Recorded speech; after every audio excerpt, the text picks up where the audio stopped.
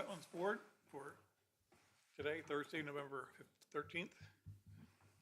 The responsibility of this board is to carry out locally the Commonwealth policy to preserve the wetlands and to accommodate economic activity so as to prevent their despoliation. Mr. Wilson, roll call, please. Mr. Roadley. Here. Mr. McElroy. Here. Mr. O'Brien. Here. Mr. May. Here. Ms. Bowie. Here. Everybody's had a chance to look at the minutes from the October 8th meeting. Do I have a motion to approve, or unless there's comments? Motion to approve the minutes? Motion to approve. Those in favor? Aye.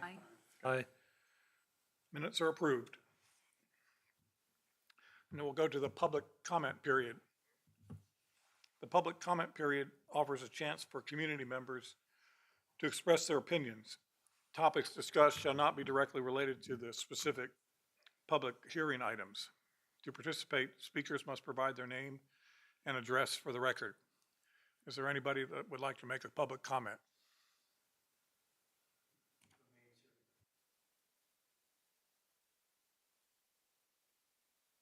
If you have comments about specific cases, that's for later. But if you have a general comment, then now's the time to do it. Okay. So it doesn't look like we have anybody that's going to make public comments. We'll go ahead and go into the public hearings. The outline for tonight's public hearing will be a staff presentation followed by any questions or clarification from the board. Then the public hearing will be open. At that time, anybody wishing to speak may do so once called upon by the chair. All public speakers must state their name and address for the board and for the record. Presentations before the board are subject to time limits. After everyone wishing to speak has done so and discussion among the board has concluded, the public hearing will be closed. We'll start with case WJPA 240028, North Riverside Drive. Ms. Grosjean. Good evening, Chair, members of the board.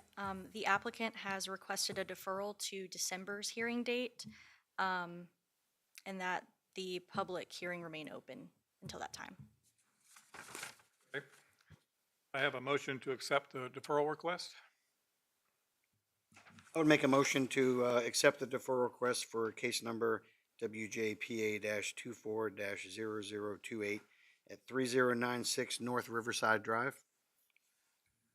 Wilson. Chairman, before we vote on it, I was not paying attention. Did you open the public hearing? Yes. Thank you. Well, I might not have used the word open, but I announced it. You may want to see if anybody who's here tonight would like to speak to this case also. Good point. So for the case at 3096 North Riverside Drive, is there anybody here that would like, since we have the public comment period open, anybody would like to make a comment? Okay, doesn't appear to be any. We do have a motion to accept the deferral request. Motion to accept the deferral. Mr. Roadley. Yes. Mr. McElroy. Yes. Mr. May. Yes. Ms. Bowie. Yes. Mr. O'Brien. Yes. We'll move on to board considerations. This is the time of the year where we elect a new set of officers for the calendar year 2026. So for the Wetlands Board, do we have any buddy that would like to offer up a nomination or a suggestion? I nominate Michael Bryan for Chair of the Wetlands Board for 2026. Second. Guinea pigs? Good choice. Wilson? Mr. Roadley. Yes. Mr. McElroy. Yes. Mr. O'Brien. Yes. Mr. May. Yes. Ms. Bowie. Yes. Congratulations. Thanks. For the position of Vice Chair, I'll submit. Mr. Chairman, excuse me, nominate Leslie Bowie for that role.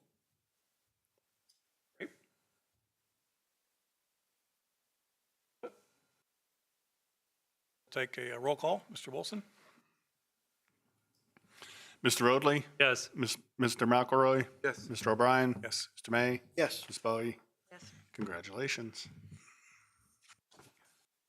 We have an item here on the adoption of the 2026 calendar. We need a board secretary also, Mr. Oh, O'Brien. Okay. Good point. We have a nomination? Yes, Mr. Chair, I would nominate, although these would be very hard shoes to fill, Mr.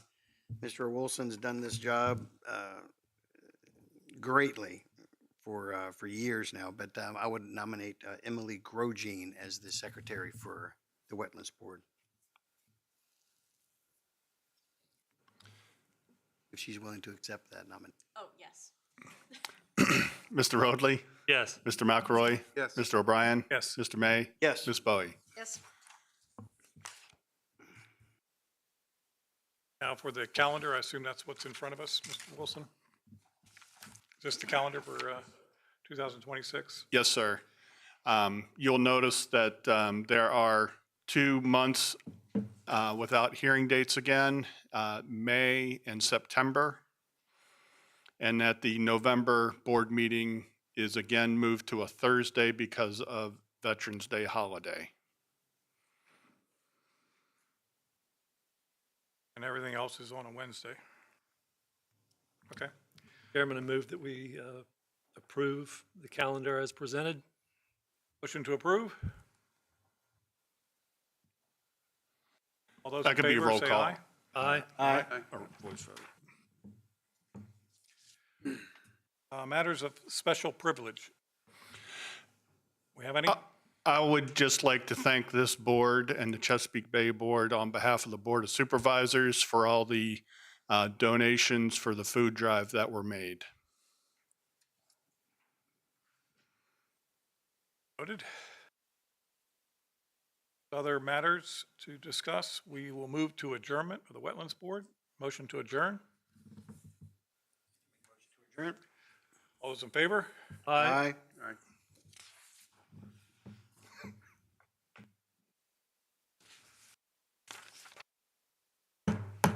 With that, I will call to order the November 13, 2025 meeting of the Chesapeake Bay Board. The responsibility of this board is to carry out locally the Commonwealth policy to protect against and minimize pollution and deposition of sediment in wetlands, streams, and lakes in James City County, which are tributaries to the Chesapeake Bay. Roll call, Mr. Wilson. Mr. Roadley? Here. Mr. McElroy? Here. Mr. O'Brien? Here. Mr. May? Here. Ms. Bowie? Here. You all have had a chance to review the minutes from the October 8th meeting. Any corrections or additions? Hearing none, do I have a motion? Motion to approve the minutes from the October 8th, 2025 meeting as presented. Motion to approve as presented. All in favor, say aye. Aye. Opposed? Motion carries. Again, the public comment period offers a chance for community members to express their opinions. Topics discussed shall not directly relate to a specific public hearing item. To participate, speakers must provide their name and address for the record. Any comments during our public comment period? Hearing none, I will close the public comment period and move to public hearings. The outline for tonight's public hearings will be a staff presentation, followed by any questions or clarifications from the board. Then the public hearing will be opened. At that time, anybody wishing to speak may do so once called upon by the chair. All public speakers must state their name and address for the record. Presentations before the board are subject to time limits. After everyone wishing to speak has done so and the discussion among the board is concluded, the public hearing will be closed. First item on the agenda, CBPA 25-0093 at 5520 North Mallard Run.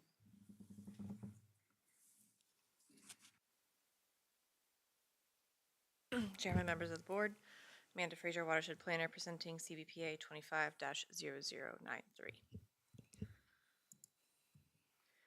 Mr. Nate Reams of Williams Landscape and Design has applied for a Chesapeake Bay exception on behalf of Mr. Emmanuel Greenspan for encroachments into the RPA buffer for the construction of a retaining wall and deck expansion located at 5520 North Mallard Run within the Mallard Hill subdivision and the Powhatan Creek watershed. The parcel was platted in 1991 prior to the revisions to the Chesapeake Bay Preservation Ordinance in 2004. Here is the vicinity map showing the subject parcel outlined in blue and the watershed boundary outlined in yellow.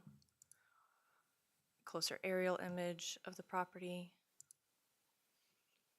existing topography, RPA, and the site plan. The total lot size of this property is 0.61 acres, of which 90% is located within the RPA. The applicant is proposing to construct a retaining wall on the side of the existing dwelling and receive after-the-fact approval for the deck expansion at the rear of the dwelling. The existing retaining wall and river rock fill located behind the residence was approved by the board under case number CBPA-20-0010. Total impacts to the RPA associated with this proposal equate to 124 square feet of increased impervious. There are no floodplain impacts associated with this proposal. Due to this being an after-the-fact request, double mitigation is required for the completed deck expansion. Required mitigation for this amount of impervious impacts equals half a planting unit, 6 shrubs. The applicant has provided a mitigation plan equaling 6 shrubs, therefore meeting county mitigation requirements. So here you can see the previously approved site plan from case CBPA 20-0010, I believe. That's an error. You can see the retaining wall that was proposed at that time and the river rock fill behind it. This is the site plan for tonight's hearing. This was the after-the-fact deck that they are requesting approval for, and then the proposed retaining wall here. Some current site photos. The retaining wall is proposed in this area here. And looking back the other direction, the goal is to try to minimize the erosion that's occurring in this location. And then this is the after-the-fact deck behind the house. And then looking back around the other side.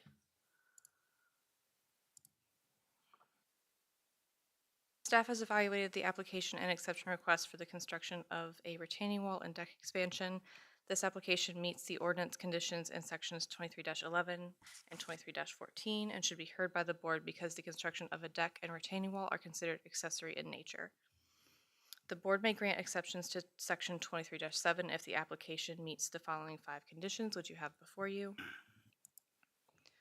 Staff has reviewed the application and exception request and has determined the impacts associated with the proposal to be minor for the proposed development. Staff recommends approval for this exception request, and if the board wishes to approve the request, staff recommends the following conditions be incorporated into the approval. The applicant must obtain all other necessary federal, state, and local permits as required for the project. The applicant must submit a surety of $500 in a form acceptable to the James City County Attorney's Office to guarantee the mitigation plan equaling 6 shrubs. The applicant must record an affidavit in the WJCC courthouse prior to the release of surety. This exception request approval will become null and void if construction has not begun by November 13th, 2026. And written request for an extension to an exception must be submitted to the SRP division no later than October 2nd, 2026, 6 weeks prior to the expiration date. I'd be happy to take any questions at this time. Any questions for staff? Excuse me. Thank you very much. With that, I will open the public hearing. Would anybody care to be heard on this matter?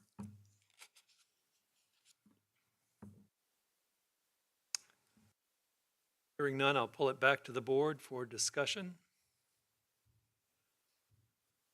Mr. Chair, I would agree with the county's assessment or to approve this application. Fairly minimal impact, and the deck expansion is already over a impervious area. I would concur. Do we have a motion? Mr. Chair, I would make a motion to adopt the resolution to grant the exception request for Chesapeake Bay Board case number CBPA-25-0093 at 5520 North Mallard Run. Mr. Wilson? Motion is to adopt. Mr. Moment. McElroy. One moment. Oh, Close the public hearing. sorry. My bad. Motion is to adopt. Mr. McElroy. Yes. Mr. O'Brien. Yes. Mr. May, Yes. Ms. Bowie, Yes. Mr. Roadley. Yes. Motion passes 5-0. Next item on the agenda is CBPA 25-10117 at 141 Macaulay Road.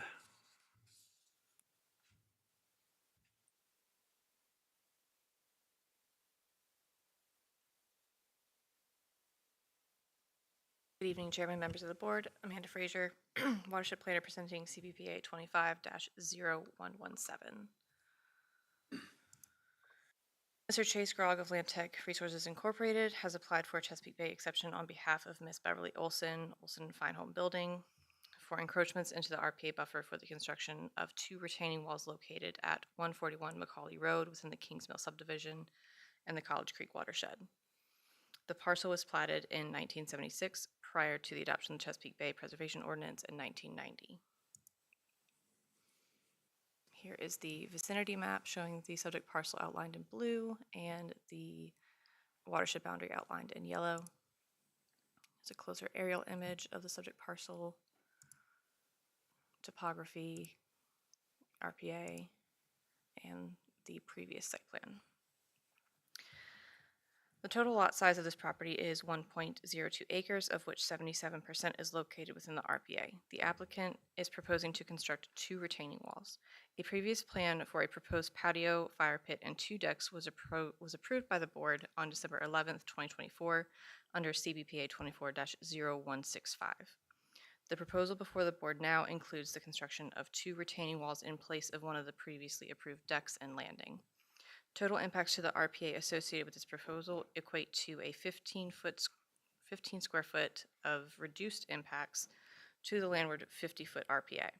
No additional mitigation is required for this proposal. This submitted mitigation plan meets the requirements of the previously approved case CBPA 24-0165. So this is the previously approved site plan from the 2024 case. As you can see, we have the fire pit, the patio, and the first deck, and then this landing coming around to the second deck. And this is the current proposal. That landing and second deck coming all the way around here has been modified. There is this small deck area here, and then they are proposing these 2 retaining walls in exchange. And then here is the mitigation plan and a cross-section of the retaining walls.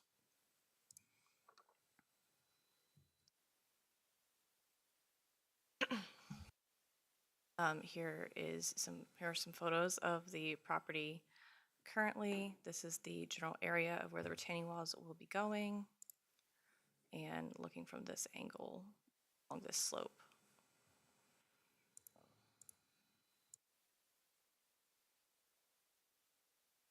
Staff has evaluated the application and exception request for the construction of 2 retaining walls. This application meets the ordinance conditions in sections 23-11 and 23-14 and should be heard by the board because the construction of retaining walls are considered accessory in nature.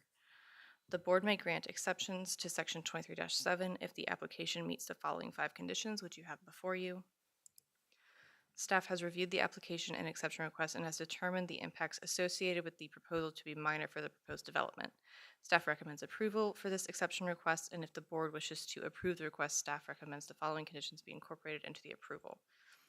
The applicant must obtain all other necessary federal, state, and local permits as required for the project. The surety submitted under case number CBPA 24-0165 will remain to guarantee the approved mitigation plantings of 6 planting units, 1 canopy tree, 8 understory trees, and 46 shrubs.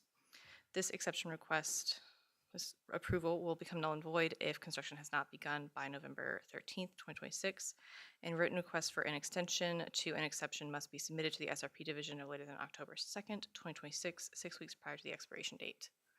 Be happy to take any questions. Any questions for staff?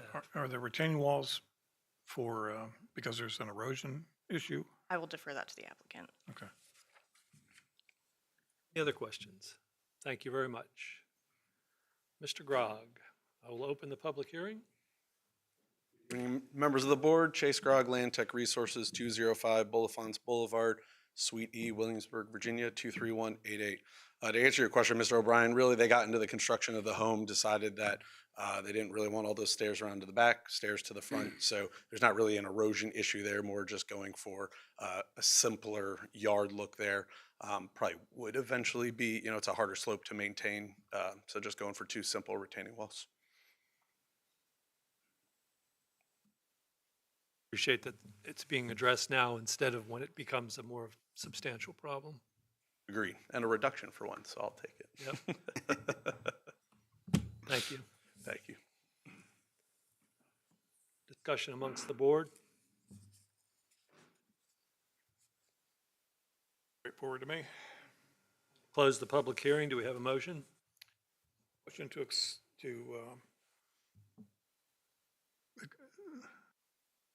this is a motion to accept the case number, all right, page, CBPA 25-000117 on Macaulay Road. Motion is to accept. Mr. McElroy? Yes. Mr. O'Brien? Yes. Mr. May? Yes. Ms. Bowie? Yes. Mr. Roadley? Yes. Motion passes 5-0. Next item on the agenda is CBPA 25-0108 at 153 Shinnecock.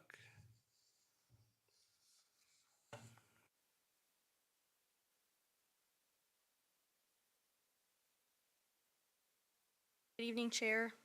Emily Grogine, presenting CBPA 25-0108.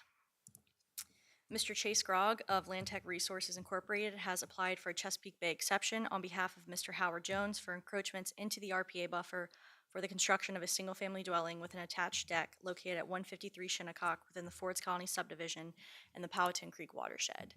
We have that watershed boundary outlined in yellow here to your left, and then to your far right, the parcel in question here in blue. Moving further in on that parcel here, you can see the existing topo along with the RPA buffer, FEMA floodplain, and the parcel was platted in 1989 prior to the adoption of the Chesapeake Bay Preservation Ordinance in 1990. The total lot size of this property is 0.41 acres, of which 90% is located within the RPA. The applicant is proposing to construct a single-family dwelling with an attached deck. This proposal was previously heard and approved by the board under CBPA 23-0030. The previous approval expired, and the applicant is seeking reapproval from the board for the same exact proposal. Total impacts to the RPA associated with this proposal equate to 601 square feet of impacts to the landward 50-foot RPA buffer, 4,202 square feet of impacts to the seaward 50-foot RPA buffer, for a total of 4,803 square feet of impacts to the total RPA. Additionally, there are 2,168 square feet of permanent wetlands impacts proposed with the construction of this proposal. Required mitigation for this amount of impervious impacts equals 12 planting units, or 12 canopy trees, 24 understory trees, and 36 shrubs. The applicant has submitted a mitigation plan equaling 12 planting units, with the addition of 3 micro bioretention stormwater best management practices, or BMPs for short. This meets the county's mitigation requirements. Prior to the release of surety, the applicant must submit a letter of installation from a qualified professional to the SRP division. No surveyed as-built drawings are required, but this letter must verify compliance with all approved construction plans for stormwater BMP facilities. Staff are requesting that an affidavit be recorded in the Williamsburg-James City County Courthouse due to the environmental sensitivity of the lot. This is the previously approved site plan. The only change you're going to see here shortly is the way I colored it. So just moving in closer here, again, we have everything within that 50 seaward impacted in orange, with this small portion of the driveway in purple for the landward 50. We have permanent wetland impacts here with these wetlands to be undisturbed.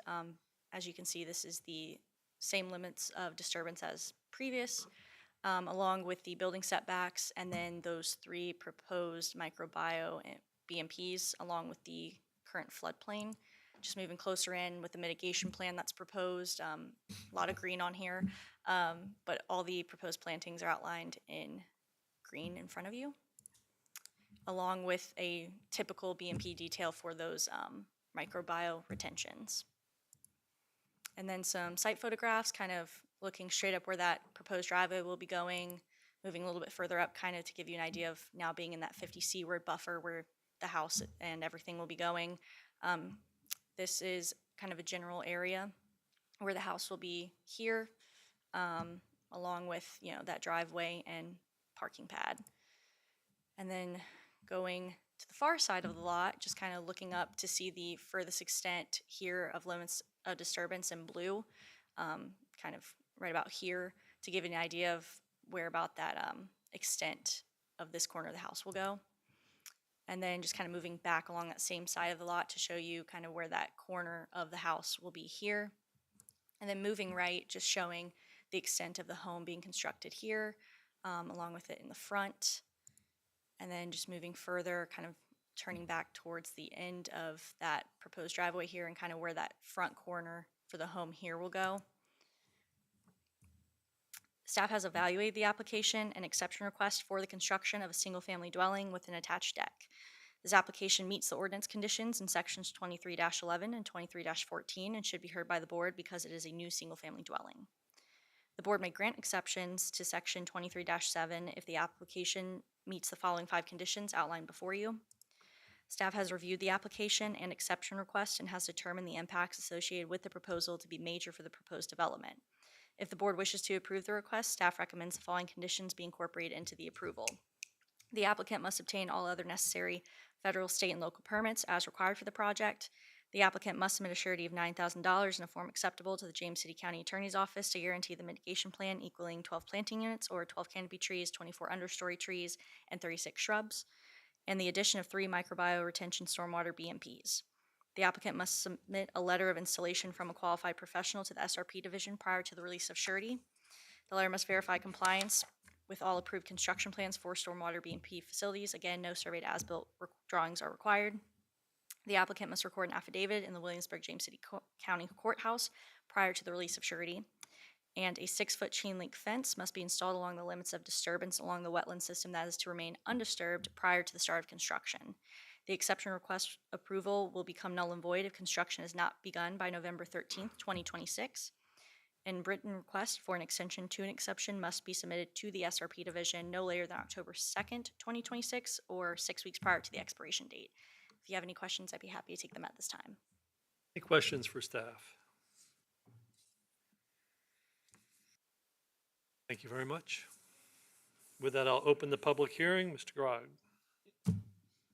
Good evening again, members of the board. Chase Grog with Land Tech Resources, 205 Bullifonts Boulevard, Suite E, Williamsburg, Virginia, 23188. Thank you, Emily, for your presentation. I'm here tonight representing Mr. Jones on his request to reapprove this project. As staff mentioned, this lot was platted in 1988 prior to the adoption of the Chesapeake Bay Ordinance in 1990. When this plan was created, there was a lot of effort placed into making the impact as minor as possible with the existing conditions of the lot in hand. During the prior meeting in July of 2023, there were 2 concerns the board had that this final plan addressed. The first was that the project would be a detriment to water quality. Due to the groundwater and flood zone issues, we introduced the microbioretention basins. There are 3 of them proposed, all on different corners of the house. The roof leaders will be directed to them, and the water will then be filtered through as it would if it were in the ground. These basins are made up of 12 inches of stone with a 6-inch perforated pipe in the bottom layer, followed by 3 inches of pea gravel, 18 inches of soil media, and then plants and mulch on top. Water is able to pond 6 inches prior to flowing through an overflow pipe connected to the bottom pipe and out the side at ground level. From there, water would sheet flow across the yard. With these microbioretention basins, we're able to treat over 1,500 square feet of our proposed impervious. The second issue that was brought up was the relationship to Ford's Colony's first floor requirement. There was a concern that our request for an additional 33% would set a precedent for similar projects within Ford's Colony. In the board's June meeting of 2023, or the month prior, case CBPA 230044, located at 112 North Turnberry, received an approval that was 75% over the minimum square footage. As the board is aware, one of the considerations the board must make is granting the exception will not confer upon applicants any special privileges denied by Chapter 23 of the Chesapeake Bay Preservation of the James City County Code to other property owners similarly situated in the vicinity. Seeing as this lot is situated in the same subdivision, 830 feet away, and drains to the same resource, we would not see how we could be held to a stricter square footage requirement. With the background information I've provided this evening, as well as the board's previous approval of the project, we request the board grant the exception for 153 Shinnecock. I'm happy to answer any questions you have at this time.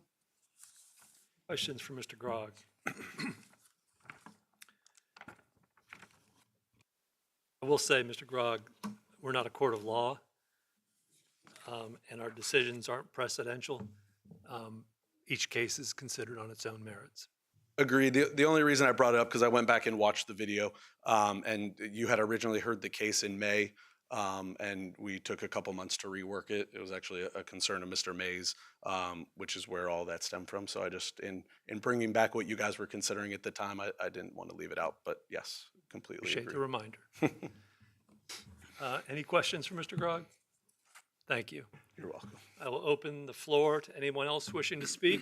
Yes, sir. Please state your name and address for the record. Mr. Chairman, members of the board, we are David and Kiyomi Dussault, the owners and residents of 149 Shinnecock, the property adjacent to this parcel, 153 Shinnecock. We greatly appreciate the information and the opportunity to speak to you today. I do understand that this was previously considered in 2023 and understand the issues that regarding the water quality and the additional 33%. We were not previously the landowner. We've only been in there for a couple months, to be honest. But we do wish to express our concerns regarding those matters and about two particular subjects, one being the impact to the wetlands and the potential erosion, flooding, drainage issues to our parcel and other neighbors' parcels. With regard to the impact to the wetlands, we are relatively, again, new to the area. However, we've come to appreciate the natural habitat and beauty of the wetlands, which our neighbors also appreciate. I see the proposed mitigation plans with the proposed new native trees and shrubs. While new construction inevitably will disturb the resource protection area, we just urge the board and Land Tech Resources, for that matter, for special consideration and planning in mitigating the impacts for the benefit of all, including our neighbors and the future residents of 153 Shinnecock. We also express our concerns regarding potential runoff, flooding, drainage, and erosion. We note the increase in the finished grade elevation of the house and area and the limited data regarding the grading and sloping. We do see the 3 micro BMPs, the bioretention filters, although I'm not sure about the outfall or the overflow or whether the BMPs are appropriately sized and designed to meet the needs. I do see, however, in the plans, the general statement that the contractor should provide positive drainage away from buildings shown hereon. And hopefully that encompasses not merely a building, but also the land area, the property as well. While I've tried to do some of my own research on it, I acknowledge that I'm not quite, that I'm fairly limited in my knowledge of this area and haven't been able to obtain an independent review of it. So I'm relying quite heavily upon the information in the package and your expertise regarding whether the mitigation provisions and the erosion sediment controls are sufficiently detailed to address the issues that were brought up 2 years ago, and the anticipated and the unanticipated concerns, particularly at the earliest stages of clearing, and whether the plans will be further supplemented or monitored in the future. Again, we greatly appreciate your consideration and your expertise in particular in mitigating the impact to the resource protection area and the potential erosion, flooding, and drainage risk concerns. We know that it's much more beneficial, of course, to do the additional research and planning up front, since it's often difficult or impossible to remediate after the fact. And so I greatly appreciate your consideration. I appreciate the information that's in here. I do see, that Chase's plans had basically articulated that there's going to be compliance with the local provisions. However, we just urge additional consideration regarding whether or not these plans are going to be sufficient to address those concerns. Any questions? Face this property, are you on the right or left? I would be, as I look at this map right here, I'm on the left, and the name of it it's listed as Carter. I purchased from Mr. Carter. I'm Mr. Dussault. Yep. Our driveways are really quite close. You can barely make up in the plan just the outline of the building, of our building. I didn't see any pictures that were presented that actually showed our residence as it compares to the 153 Shinnecock. Well, currently in a heavy rain, does water flow from this parcel over to your parcel, or does it flow in a different direction? I would say that, and again, I haven't really measured it, but this is further in, closer to the creek. So I believe that the water would normally go toward the back. It would be unusual, to me, it would seem that the water would shift toward our property. But I also know that, with the B&Bs, that does change, the pressurized water, I guess, can still, move back. So I don't really have a great answer for you, but it seems like it flows that direction. Any other questions? Thank you, sir. Thank you, sir. Would anybody else care to address the board on this matter? Mr. Grogg? If you could, the 2 points that I took note of were drainage and E&S controls. If there's others that you want to address, that's fine. Yeah, so the first one I'll address before I get to those is, so this is all in a flood zone, and it's in a type of flood zone where we actually can't fill the lot unless we do a couple studies. So both the swale across the top as well as the bottom are pretty much in a cut. So all of the water from both there, and I just looked up on the GIS contours just to make sure. Basically, all of these both of these lots flow right to left on the screen that you're looking at. You can see a little bit there on the flag stem coming up. That pretty much comes down the flag stem and then works its way to the left. So there's no drainage pre-existing that's going south down there. Where's the mouse? There's the mouse. So their rear property line is this line that comes straight down here, and their house sits more up in this area. So all of our water is pre-existing flowing this way, as well as post will flow that way. And as we've talked many times, these lots are special in the sense that they get Ford's Colony inspecting them for erosion and sediment control, as well as county staff. So through all steps of construction, silt fences inspected by both the contractor, Ford's Colony, and county staff. Thank you. You're welcome. Any questions for Mr. Grogg? Mr. Grugg, I have a question about tree removal. There were some mature trees shown in the photographs. Can you discuss any removal of I mean, the trees within our limits of clear, as we do always with these lots, we try and keep the clearing as tight as possible while still, being able to construct a house.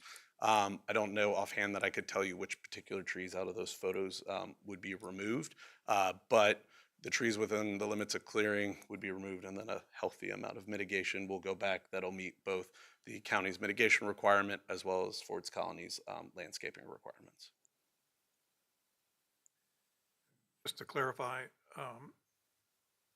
we're not looking at any changes at all from what was approved. This is the exact previously approved site plan.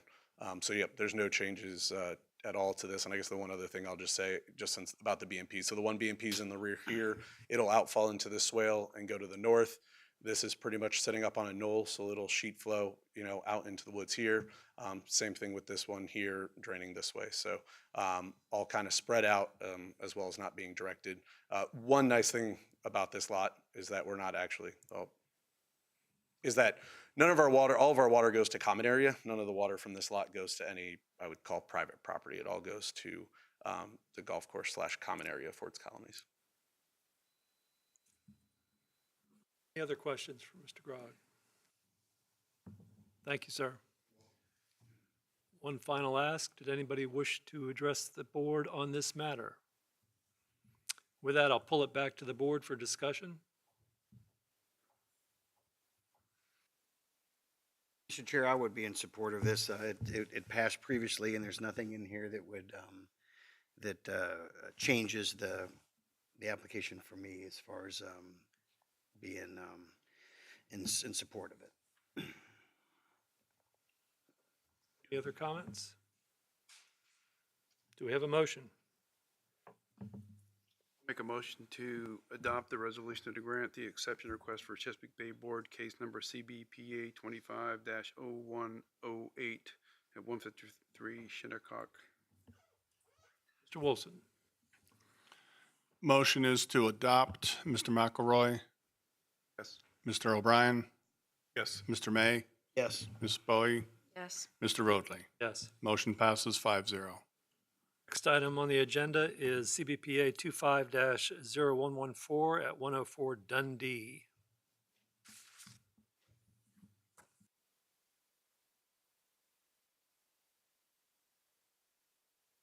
Good evening, Chairman, members of the board. Amanda Frazier, Watershed Planner, presenting CBPA 25-0114. Mr. Chase Grog of Land Tech Resources Incorporated has applied for a Chesapeake Bay exception on behalf of Walk Right Construction LLC for encroachments into the RPA buffer for the construction of a single-family dwelling and a patio located at 104 Dundee within the Ford's Colony subdivision in the Powhatan Creek watershed. The parcel was platted in 1988 prior to the adoption of the Chesapeake Bay Ordinance in 1990. There's the vicinity map showing the subject parcel in blue and the watershed boundary in yellow. A closer aerial image of the property, topography, and the RPA. The total lot size of this property is 0.355 acres, of which 85% is located within the RPA. The applicant is proposing to construct a single-family dwelling with a patio. Total impacts to the RPA associated with this proposal equate to 137 square feet of impacts to the seaward 50-foot RPA, 135 square feet of legislative impacts to the landward 50-foot RPA for the proposed patio, and 3,432 square feet of administrative impacts to the landward 50-foot RPA. The minimum square footage for the living area in this section of Ford's Colony for a two-story home is 1,100 square feet. This proposal has a living area of 1,663 square feet, a 51% increase. Required mitigation for this amount of impervious impacts equals 9.5 planting units, 9 canopy trees, 18 understory trees, and 27 shrubs. The applicant has proposed a mitigation plan equaling 5 canopy trees, 9 understory trees, and 67 shrubs, therefore satisfying county mitigation requirements. So here is the site plan. You can see the wetlands here, the 100-foot RPA buffer, the proposed dwelling. You can see where it encroaches into the 50 seaward here, and the proposed patio with the building setbacks here in blue and the limits of disturbance in black here. And this is the proposed mitigation. Site photos coming in along where the driveway will be going. This is roughly this corner here, looking this direction across towards the wetlands in the back. Swinging around this direction and looking across to where the patio will be approximately in this area. And then looking back towards the wetlands and then roughly the edge of the house here.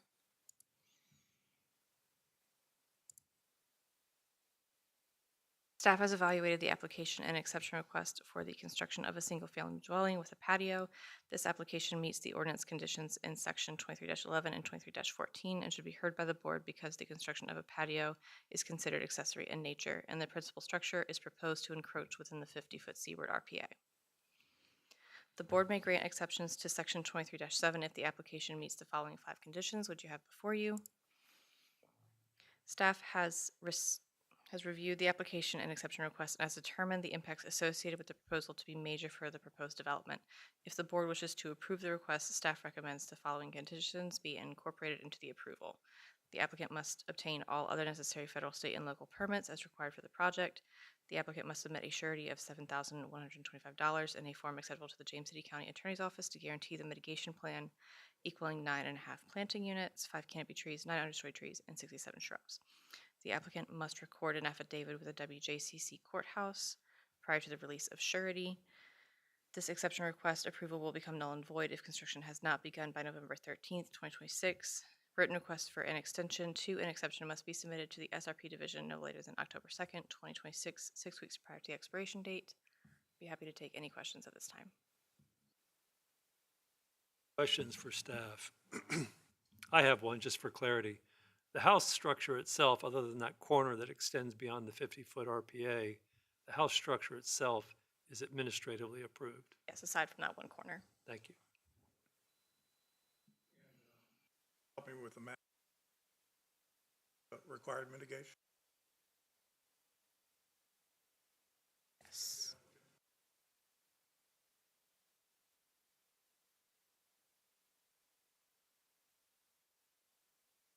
They are proposing additional shrubs to make up the difference for the canopy trees.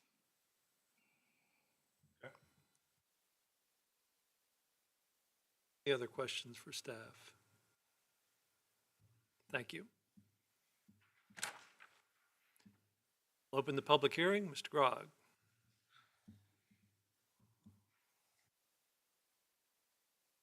Evening again, Chase Grogg, Land Tech Resources, 205 Bullifonts Boulevard, Suite E, Williamsburg, Virginia, 2318. Thank you, Amanda, for your overview of 104 Dundee. As with many of the remaining lots in Ford's Colony, we have been working with this lot on and off since 2021. We utilized a house plan that has previously been proposed and constructed within Ford's Colony. While staff is utilizing the 2-story minimum in their staff report, I would also like to point out that the 1-story minimum for this section is 1,500 square feet. While the house being proposed is a 2-story home, this same type of relief has been provided to other lots within Ford's Colony. Utilizing that square footage only puts the house over by 161 square feet, or 11%. Another item considered during our design phase was if we could make the house a front-loading garage, in an effort to reduce impervious in the RPA as well. In evaluating the proposed grading of the lot, it was determined that if we kept the garage on the right side of the house, it would limit the extension of both the driveway and parking pad within the RPA. This will allow for the water at the end of the driveway to sheet flow through the front yard, proposed mitigation, and remaining woods prior to getting to the wetlands. I would also like to point out to the board that in an effort to mitigate any long-term flooding concerns, this plan does propose roughly 2 feet of fill to be placed on the lot. We're in the process right now with FEMA to receive a CLOMA, and if the project is approved, would submit for a LOMA once fill was in place. This will allow for the area of the house construction to be removed from the flood zone and greatly reduce the risk of any flooding to impact the home. To address water quality with the site, we're leaning on site grading, mitigation, and a downstream BMP. For site grading, as mentioned, the front of the lot will sheet flow through the flat front yard, through plain mitigation, and then into the woods. Both the left side and rear of the house have the same simple characteristic. With the proposed fill being placed away from the house to create a flood zone buffer, it allows ample room for lot water to infiltrate and interact with the proposed mitigation. Finally, the right side is graded through a swale out of the RPA and around into a portion not cleared, followed by a greenway. Finally, once the water leaves the site, it will flow slowly through Chisel Run, which turns into JCC BMP PCO 92. The reason I say slowly is because from the dam of this pond around elevation 31 to our parcel is roughly 3,800 linear feet. The flat bottom channel behind this lot is at an elevation of 36. This allows ample time for water from our lot to flow, be treated by this BMP prior to continuing down Chisel Run. As we always try to do, this proposed house development has been designed with all JCC and Chesapeake Bay preservation criteria, and we have done our best to limit on-site impacts while also utilizing downstream water quality feature to limit overall project impacts. I'm happy to answer any questions you have at this time. Questions for Mr. Grogg?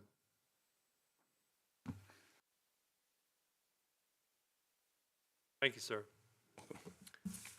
The public hearing is open. Would anybody else care to address the board on this matter? Hearing none, I'll pull it back to the board for discussion.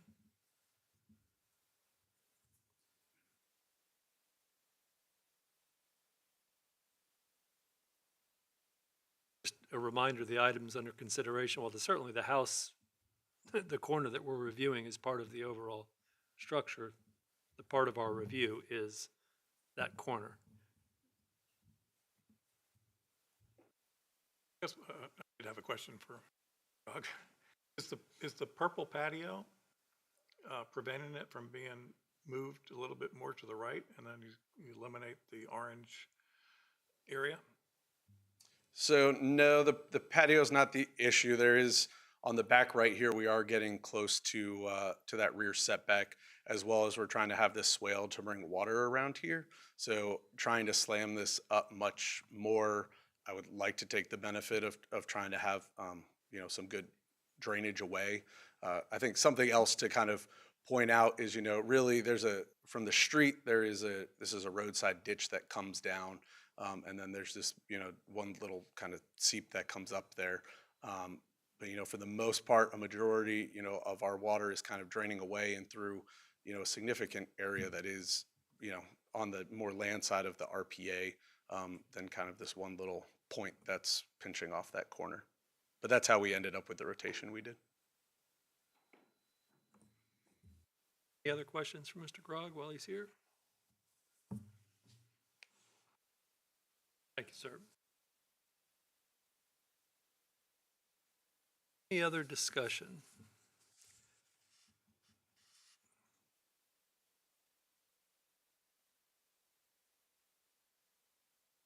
Hearing none, I'll close the public hearing. Do I have a motion? I'll make a motion to adopt the resolution to grant the exception request for Chesapeake Bay Board case number CBP 825-0114-104 Dundee. Mr. Wilson?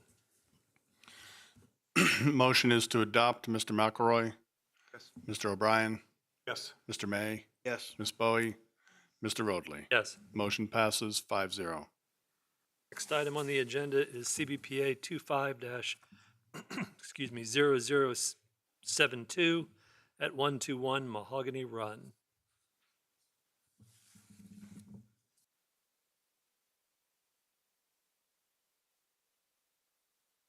Chair, Emily Grogine, Watershed Planner, presenting CBPA 25-0072. Mr. Chase Grogg of Land Tech Resources Incorporated has applied for a Chesapeake Bay exception on behalf of Mr. Gary and Ms. Carol Mankin for encroachments into the RPA buffer for the construction of a single-family dwelling with an attached deck located at 121 Mahogany Run within the Fords Colony subdivision in the Powhatan Creek watershed. Here we have that watershed boundary outlined in yellow to your left, and then moving to the right center here, we have that parcel outlined in blue. And then a closer look at that parcel, along with the existing topography, the RPA buffer that should be there, and basically covers the entire site. And then the previous site plan that you guys saw last month. The parcel was platted in 1996 prior to the revisions to the Chesapeake Bay Ordinance in 2004. The total lot size of this property is 0.514 acres, of which 100% is located within the RPA. The applicants are proposing to construct a single-family dwelling with an attached deck. This proposal was previously heard by the board at the October 8th, 2025 hearing. The case was deferred by the applicants to better address concerns raised by the adjacent property owner.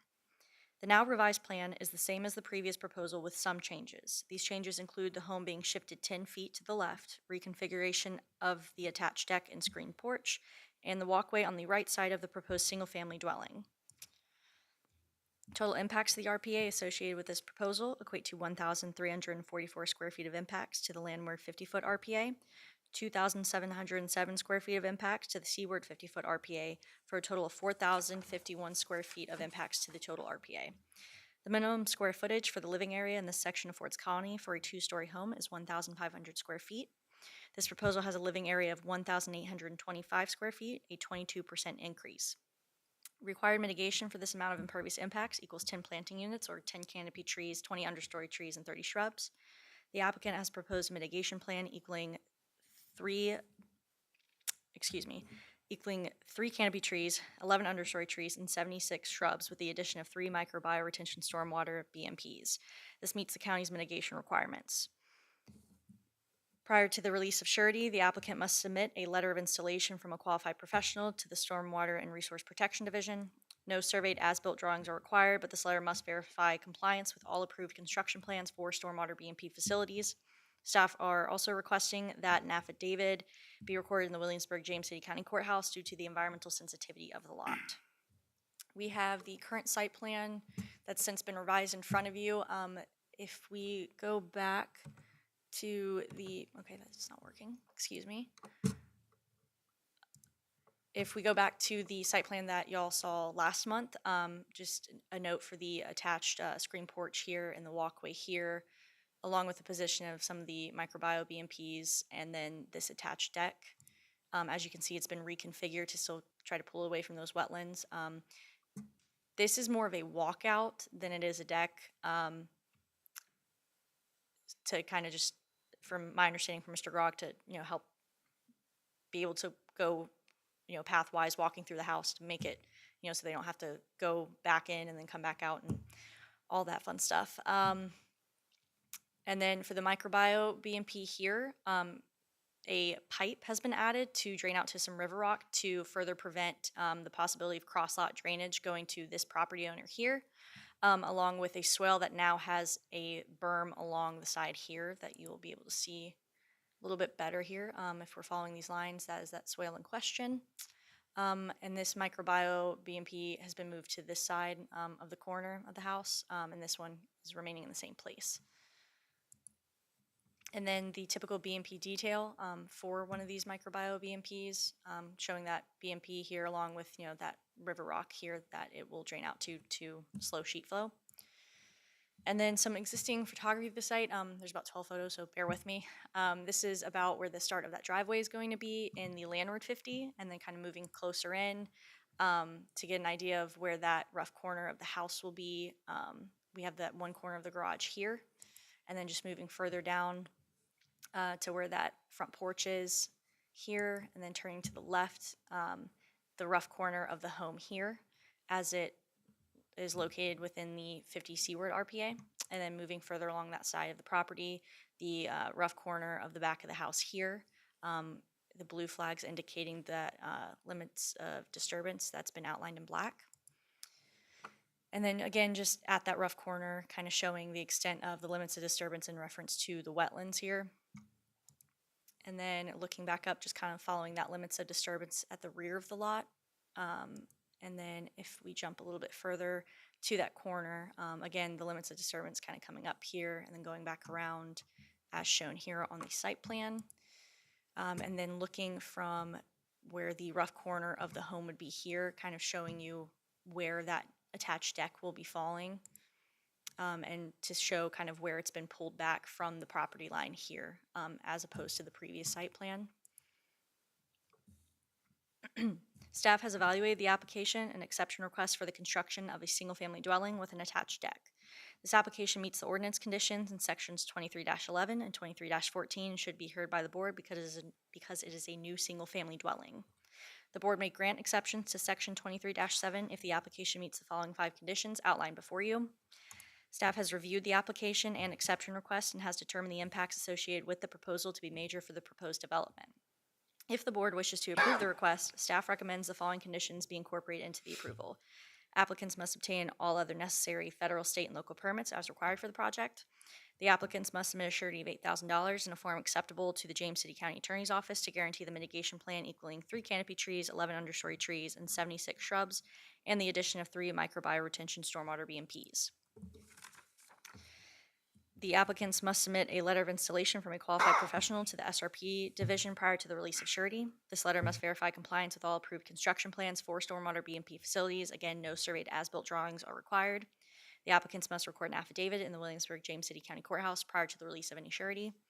And a 6-foot chain link fence must be installed along the limits of disturbance along the wetland system prior to the start of construction. This exception request approval will become null and void if construction is not begun by November 13th, 2026. And written requests for an extension to an exception must be submitted to the SRP division no later than October 2nd, 2026, which is 6 weeks prior to the expiration date. If you have any questions, I'd be happy to take them at this time. Questions for staff? Did the adjacent property owner who appeared last or at the previous hearing, did you interact with them at all? Do you know if their concerns have been addressed? I actually have a letter from her that I will be reading after my presentation. Okay, thank you. Any other questions? Thank you. I'll open the public hearing. Mr. Grog?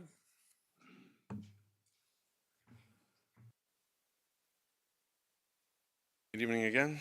Chase Grog, Land Tech Resources. Thank you, Emily. I'll start this one with, I was wrong last month. The last thing I said to you was that this plan would most likely not change, but we would try. The good news is through a couple phone calls, a site meeting with the builder, Mr. and Mrs.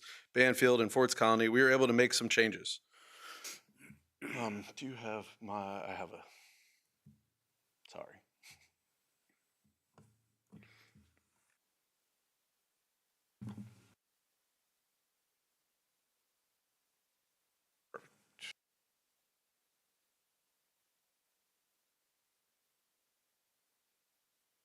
Okay, sorry. Though since we do have a couple new members here tonight who were not here last month, I would like to go back through some of the original information for this lot while describing the changes. I've been working on this lot myself for over a year now in an effort to bring the best proposal forward to this board. For Land Tech as a whole, the project dates back to 2009.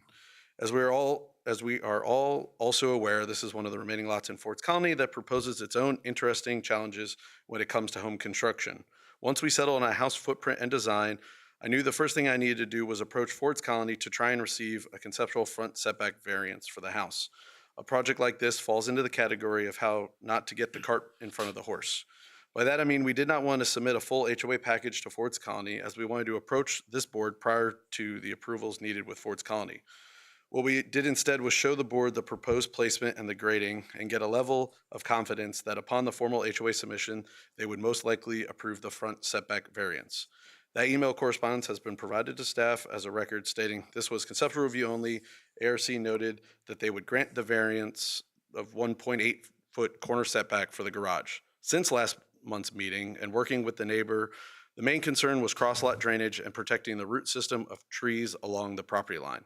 Due to the constraints of wetlands behind the house to slide to the left, we also had to slide forward. Ford's Colony was able to grant a 3.4 foot front setback variance to allow us to shift left while also keeping our distance from the wetlands. This resulted in the front of the house going from 10 feet to 18 feet off the property line and the rear of the house going from 10 feet to 17 feet off the property line. This also allowed us to keep a 5 foot vegetated area along the property line and leave room for a simple walk, swale, and berm. As discussed with the neighbor, both Ford's Colony staff and James City County SRP staff will ensure this plan is followed and no cross-lot drainage occurs. Here's a blow-up of the rear of the house. When shifting the house to the left, we also needed to work through making the rear of the house more streamlined. We achieved this by switching the screen porch and deck, by moving the deck to the right into the little bump out of the house. So you'll see here, we took the microbial retention, put it on the side, the HVAC units slid up here. As Ms. Grosjean was discussing, this is a little connector point into the screen porch. Same thing with this to the back, to the deck stairs back down to a sidewalk. Originally with that screen porch bumping out there, tried to come up with a way to keep our distance off of the wetlands while also trying to make everybody happy through this. This next slide is a picture I got from the BMP as-built located behind this proposed residence. As our site plan indicates, there's a low area in the middle of the lot that helped to create the wetland pocket that we are doing our best to be situated around. It appears to show at one point there was a plan when the development was being done to fill in this low spot. I mainly point this out to both show how we are, where we are now with the existing wetlands and where we could have been if the site development plan had been followed. Staff in their presentation has pointed out our square footage being 21% increase to the minimum square footage for this section of Ford's Colony. This image is an aerial for the home similarly situated in the vicinity of our proposed project. Due to James City County GIS not breaking out first floor square footage, I have done these numbers based on whole home square footage. You will see that we range from 860 to 1,640 square feet smaller than our closest neighbors. Even with that in mind, we still wanted to mitigate for the increase in impervious as reflected on similarly approved lots in Forts Colony.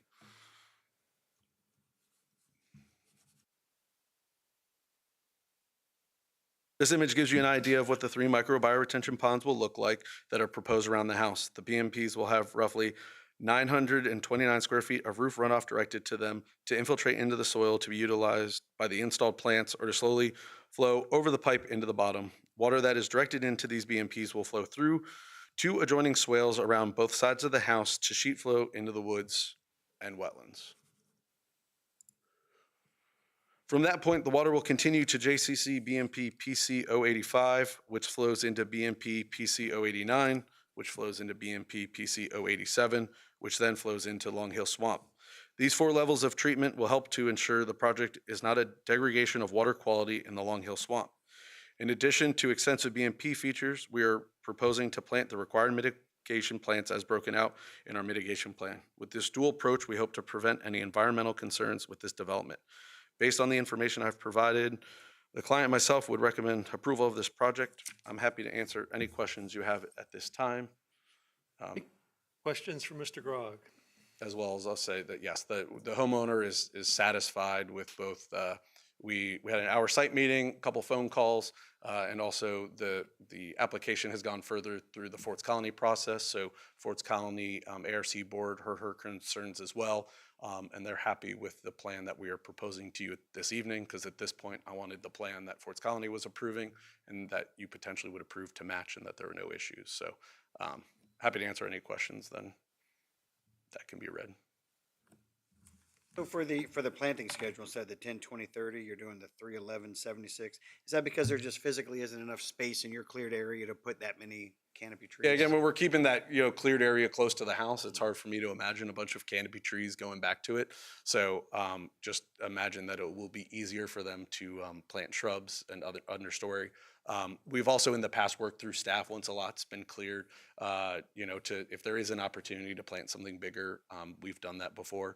And we leave a note on the plan that just kind of says, mitigation needs to be coordinated with staff to make sure it's met. But if there's an opportunity that it could be changed slightly, we can do that as well. Other questions?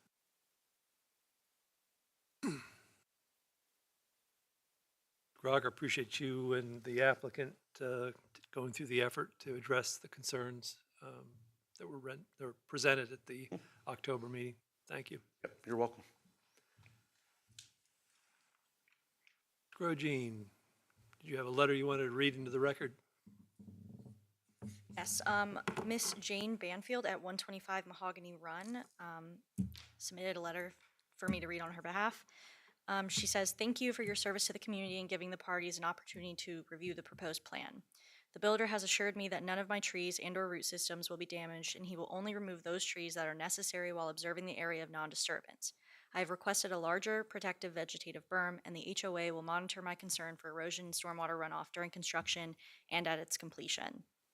I ask for a review, if requested, of the planting mitigation plan when the final landscaping plan is filed. Also request that 90% of plantings be native. This is a difficult area to landscape for many reasons. Native plants are adaptable to the weather, soil, disease, and insects. This is not meant as a hardship, but as a long-term benefit to the homeowner and the wetlands and riparian buffer. Again, thanks for the service. Sincerely, Jane Banfield." I did email her back just to kind of briefly address her request for the 90% of plantings being native. Standard practice for how we look at mitigation plans is we request that 90% of them be native, and she acknowledged that, so. Thank you. Thank you. Would anybody else care to address the board on this matter? Hearing none, I'll pull the matter back in front of the board for discussion. Mr. Chair, I would say that Mr. Groggs has developed and presented a reasonable plan for this site, and also with the successive adjacent BMPs certainly helped the matter for this one. So I would be in support of this application. As we have said numerous times, these are very difficult lots to situate a house on, but in doing so has addressed at least all of the concerns that we have historically raised. So I appreciate them and the applicant working through the issue from 2 months ago. With that, I will close the public hearing. This matter is before the board. Do I have a motion? Mr. Chair, I would make a motion to adopt the resolution to grant the exception request for Chesapeake Bay Board case number CBPA-25-0072 at 121 Mahogany Run. Motion is to adopt. Mr. McElroy, Yes. Mr. O'Brien, Yes. Mr. May, Yes. Ms. Bowie, Yes. Mr. Roadley. Yes. Motion passes 5-0. That concludes our public hearings for this evening. Board considerations, Mr. Wilson, looks like we have an extension.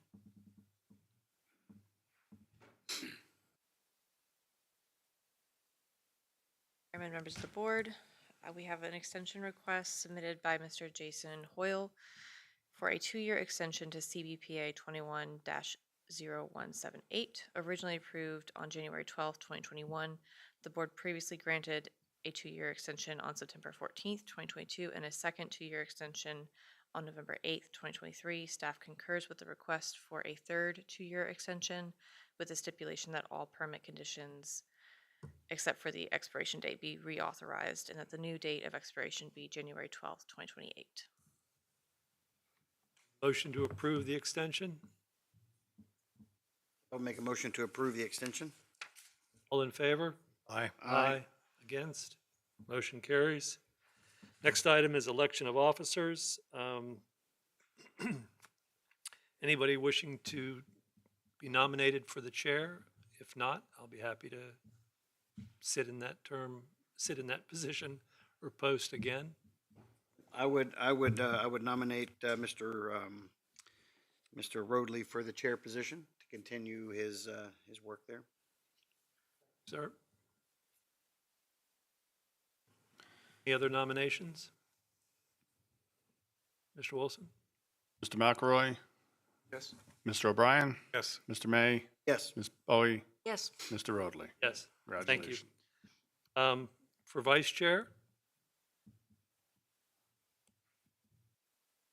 Ms. Bowie, would you care to consider staying in your role as vice chair? Thank you for your service. Anybody else have a nomination? Hearing none. Mr. Wilson? Mr. McElroy, Yes. Mr. O'Brien, Yes. Mr. May, Yes. Ms. Bowie, Yes. Mr. Roadley. Yes. Thank you.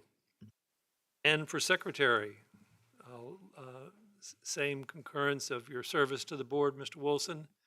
We nominate Ms. Grosjean as secretary for 2026. Ms. Grosjean, will you accept? All in favor, or excuse me, Mr. Wilson? Mr. McElroy, Yes. Mr. O'Brien, Yes. Mr. May, Yes. Ms. Bowie, Yes. Mr. Roadley. Yes. And lastly, the adoption of the 2026 calendar. If there's no objections, motion to approve. To approve the calendar for 2026. All in favor, say aye. Aye. Aye. Opposed? Motion carries. We are adjourned. Oh, Hold on, I got one thing for you. Sorry, sir. Staff would request a work session, tentative last week of January 2026, date to be determined. The reason for this work session is to talk about new Chesapeake Bay ordinance requirements due to the resiliency and sea level rise adaptation measures that were recently approved by the Board of Supervisors. Last week in January. Approximately. Wanted to throw that out there. If there are conflicts, Yeah, I'm heading out of the country again on the 24th. okay. So if you could do it the third week instead of the fourth week in January? We can look into that. Yes, sir. thought you were going to say the last week in December. I was going to give you a hard time. Any other objections to the third week in January? Very good. We'll look forward to additional communication. Anything else, Mr. Wilson? We are adjourned.